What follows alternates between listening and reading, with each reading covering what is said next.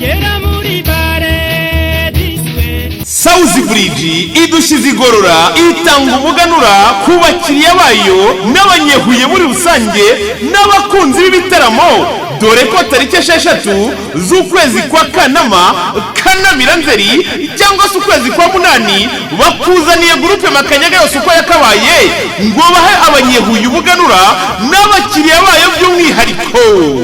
Groupe Makanyaga Budul yose uko yakabaye, MC Rurangiranwe Musiboringo, DJ Vibers, DJ Jalasi, bose baraje bagutaramire mu gitaramo cy'Imbatura Mugabo kuri uyu wa gatandatu tariki 6 z'ukwezi kwa Munani guhera ku isaha y'isa 12 gitari zivuza ubuhuha, icyo kunywa no kurya azaba ari munangi na serivisi yo ku rwego rwo hejuru. Mbega byiza we!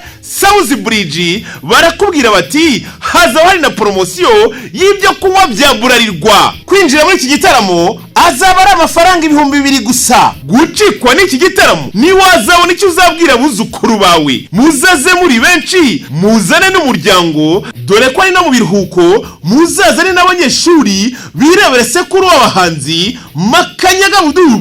Iki gitaramo cyatewe inkunga na Radio Sarusi, Orizo Express n'abandi batandukanye. Uyu ni n'umwanya mwiza wo kumenyekanisha ibyo ukora. South Bridge turayisanga mu karere ka Huye mu murenge wa Mbazi mu Rwabuye, haruguru yo kuri ADPR, kuhagera ni kuri kaburimbo. Mbega igitaramo we!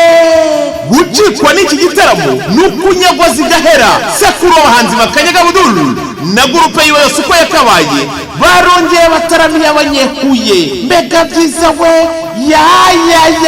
Nanjye sinabura muri iki gitaramo. Sheri wawe niba gukunda aza kuzane mu gitaramo cy'umuganura cya sekuru w'abahanzi Makanyaga Budul muri South Bridge.